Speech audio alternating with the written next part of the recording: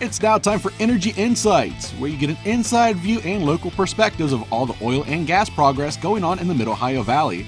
This program is being brought to you by the Southeastern Ohio Oil and Gas Association and can be heard every Saturday at 9 a.m. on local radio WMOA AM 1490 and ESPN radio WJAW FM 100.9 and AM 630. It's now time for the show. Here's Johnny Wharf, your local host.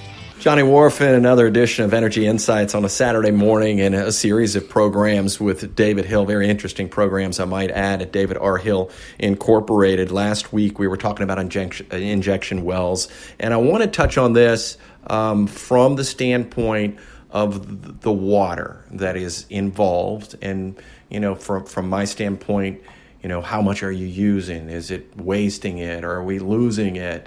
And we talked a little bit actually off air about the methane burn and what this does in terms of the process of well injection. So one of the aspects you'll hear about is that we use a lot of fresh water to hydraulically fracture these horizontal wells.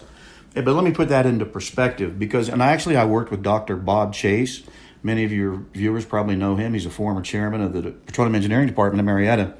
And we done a calculation. So when you burn methane, which is CH4, you combine it with oxygen, and the byproduct is carbon dioxide and water.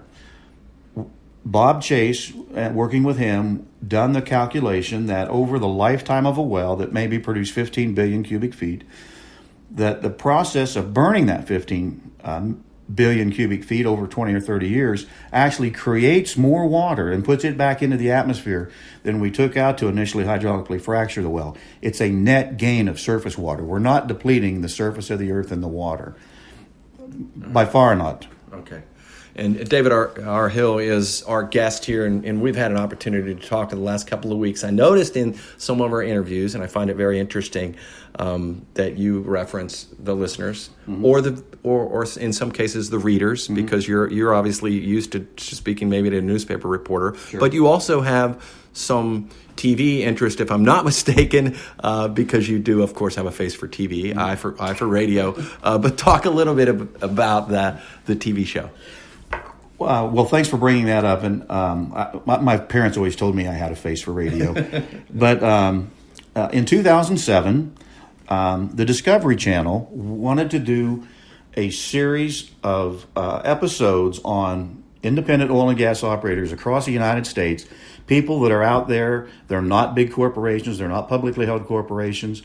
They are individuals that are putting their own capital at risk, and they wanted to highlight that.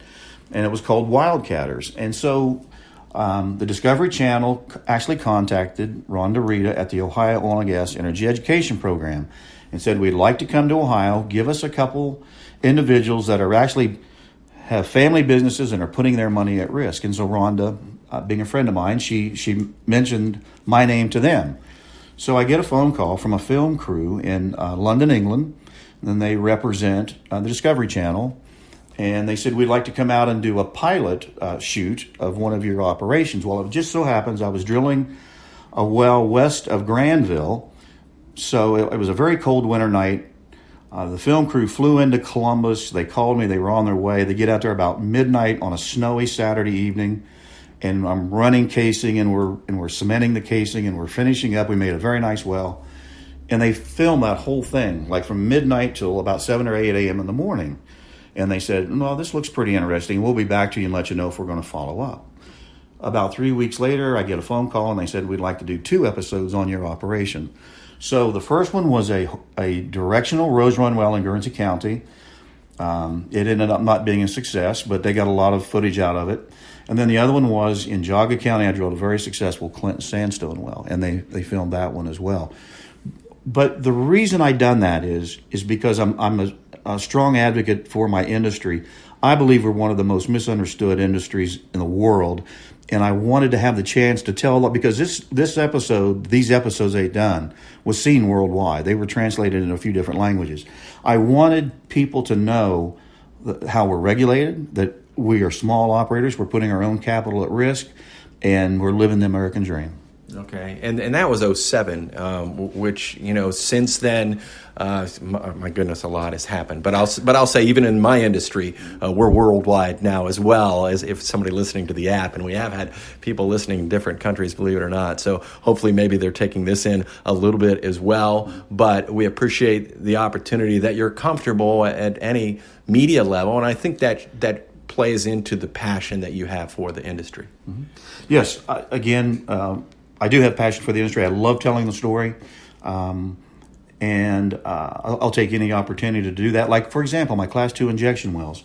I've had U.S. senators, I've had U.S. representatives, I've had people from the U.S. EPA from Chicago coming to my Class 2 injection wells to give educational tours.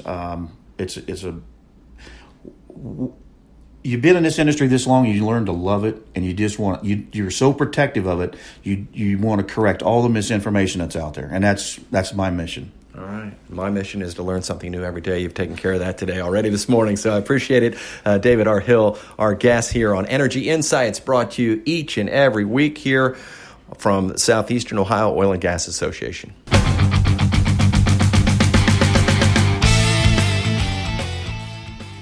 Thank you for listening to Energy Insights, brought to you by the Southeastern Ohio Oil and Gas Association. Tune in every Saturday at 9 a.m. on WMOA and ESPN Radio WJAW as Johnny Wolf brings you your local and inside perspectives of the oil and gas progress going on in the Mid-Ohio Valley.